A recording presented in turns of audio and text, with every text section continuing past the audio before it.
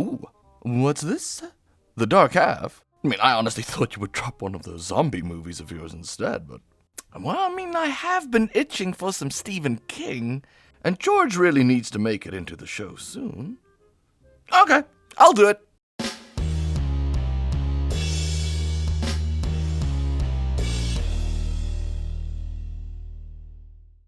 There was a point in time where Stephen King's publicists, or pretty much all publicists, thought that an author shouldn't release more than one book in a year, lest they oversaturate the market with their own work, becoming commonplace and not as cool as they could be. So somewhere in the late 70s, in a mound of cocaine, Stephen King got the idea to publish a bunch of other books on the down low using a pseudonym, Richard Bachman. He publishes a couple of books under this name before getting figured out by a book clerk, who spotted similarities between King's and Bachman's work. And just like that, poof, the game was up.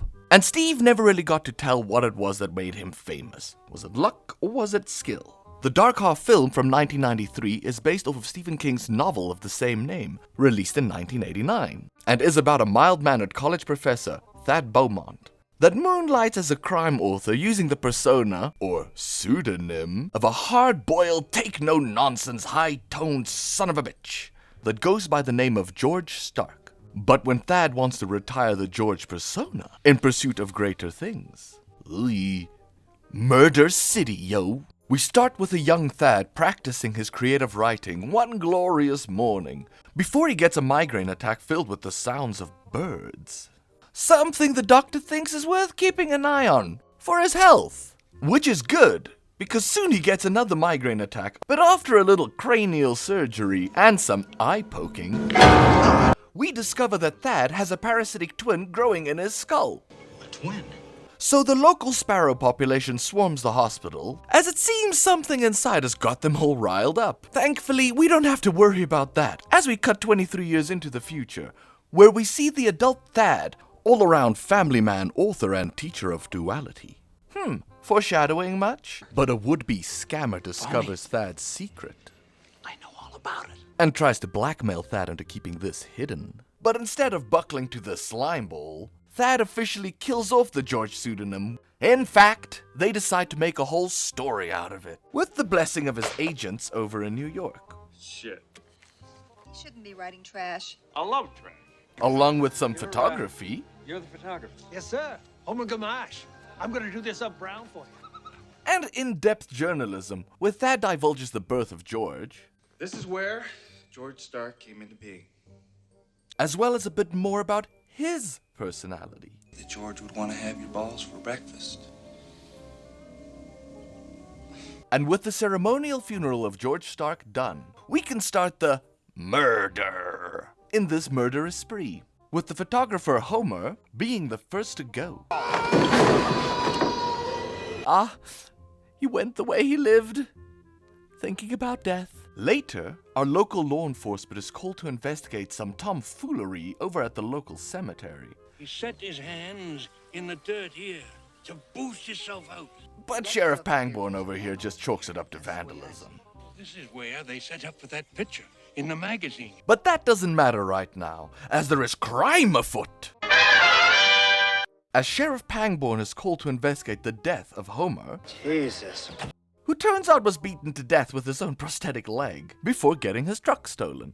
Soon, law enforcement makes their way to the Beaumont residence, where they start questioning Thad about the Gamache case. It seems like they don't really believe him. What do you think, I'm lying to you? But after hearing some birdsong, Thad and his wife Liz come to the conclusion that maybe this has something to do with the scammer guy from earlier. Later, Thad seems to be having some sort of vision as we see him pulling up in a black tornado with some tacky decal on the rear. It seems like this is some kind of weird premonition, where Thad gets some surreal threats and warnings from someone? You don't want to fuck with me, because when you fuck with me... But that was just a dream. Elsewhere, cops check in on the scam man, but they find him hella dead, along with a cryptic message written in blood. One that Thad too seems to be receiving. And after some more general policing, Sheriff Pangborn lets Thad know about the second murder and how he is still a suspect. You're still very much on the hook, Thad.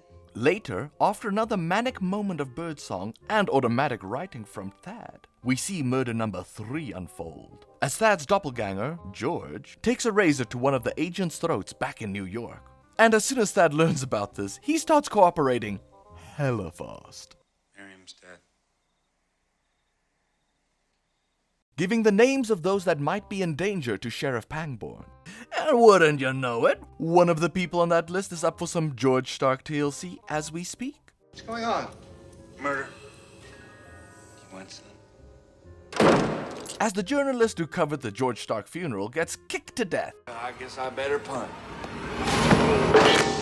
Oh, Mr. Stark, they never mentioned how witty you are. As some of the most incompetent cops in film arrive on the scene. Who the hell is that? I don't know. It's gone. Let's go.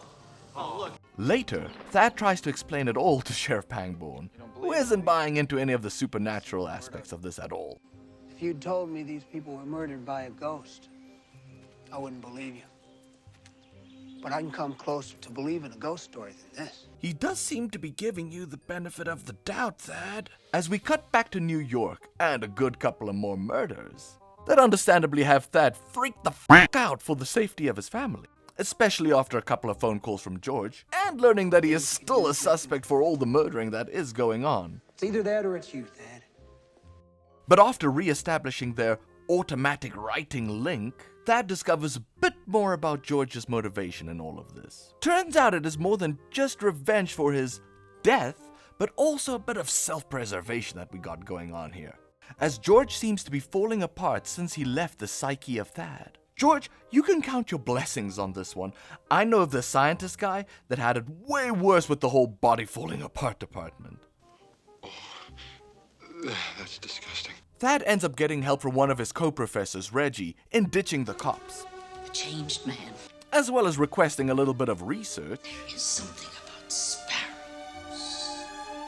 And so he travels to the hospital where he had the brain surgery all those years ago, where a doctor confirms to him that that lump in his head was indeed his twin.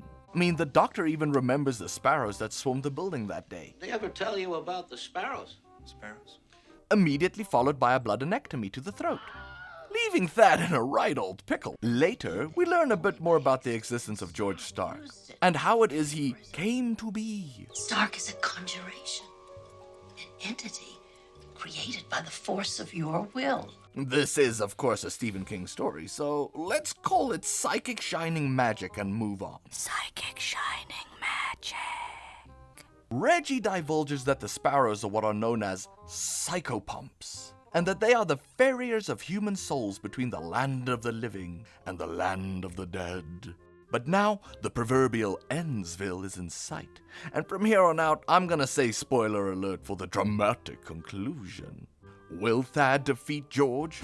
Will George ever become a real boy? Will Reggie not be in this film nearly enough? Find out all this and more, dear viewer. Thad discovers that his family is indeed in deep doo-doo. He cuts a speedy trail over to where George is hiding. Who is really looking worse for wear, guys?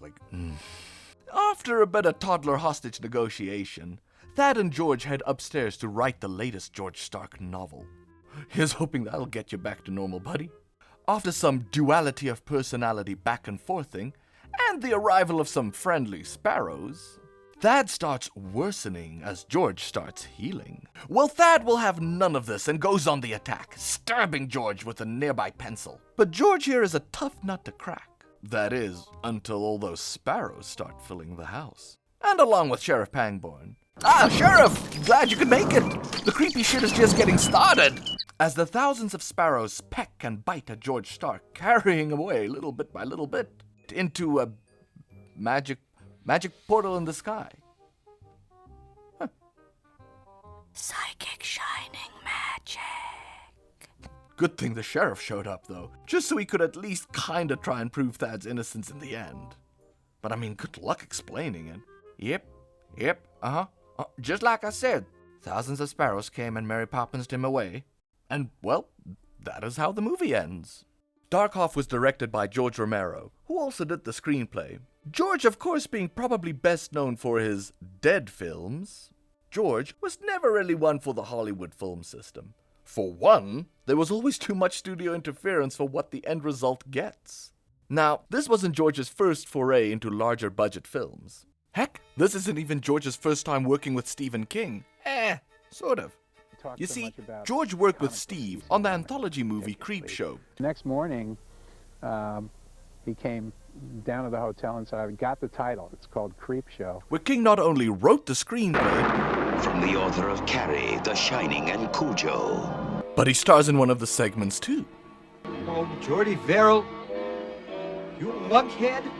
Now, director George has been described as quite a laid-back kind of guy, which again was a bit of an issue for the super strict studios involved with the picture. And after The Dark Half, George Romero kinda just did his own thing for a while, I think. Plus, he directed a music video for the horror punk band Misfits. Although, to be very honest, I think his talents were a little wasted on it. Nothing against the Misfits. I think it was just a little bit unnecessary for what the end product is. welcome to the party, honey! Oh my God! But he kinda just finished off with some more of the Dead movies before passing away in 2017.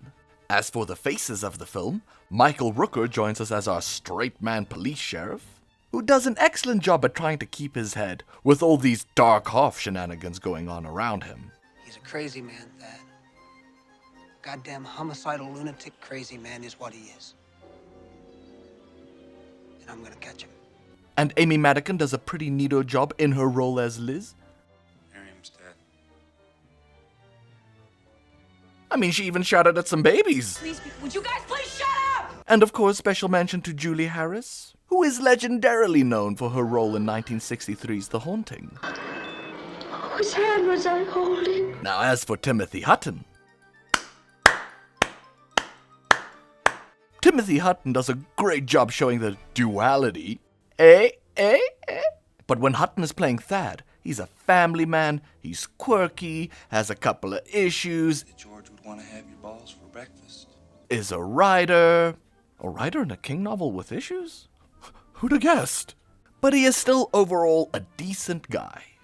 And nowadays, people may recognize him from his role as Hugh Crane from The Haunting of Hill House. Now, as for his portrayal of Stark, well, I mean, he's not someone we're really meant to admire. A real villain, if you get what I'm saying. And apparently, at least for a little while, Timothy here was a bit of a pain to work with. Him being a method actor and all, and really embodying the character of George Stark when he was on set. But I don't know if it's the bloody razor blade, or the corny jokes. It's cutthroat business. But there's something about his portrayal that I can't take my eyes off of. Speaking of eyes, normally you would expect Romero to use his go-to guy for special effects, Tom Savini. But Tom was a bit busy with his own stuff, like the Lovecraft anthology film Necronomicon, Book of the Dead, also released in 1993. 3 nightmares calculated to keep you sleepless forever. Alone. Necronomicon. So, George got some old associates of Tom to run effects for Dark Half. The sparrows, which were actually finches, were probably one of the biggest issues. But birds are kinda a pain to work with, and don't even really show up nicely on film. So the team devised some workarounds, and boom, you got your birds. Now, as for the decaying visage of George, the dreamy sequences, the lighting, the foreboding, the foreshadowing, the creepy premonition, the portrayal of both Thad and George on the screen at the same time, all of it is good and worth your time. And it's a bit of a shame that this film didn't do as well as it deserved. The story of a creator that has to battle with himself, the ugly part that we don't like to admit is there. It is also the story of a creation that does not want to be destroyed, that does not want to die. So can we really blame George for all that he has done? Of course we can. He's a psychopathic murderer. And fictional.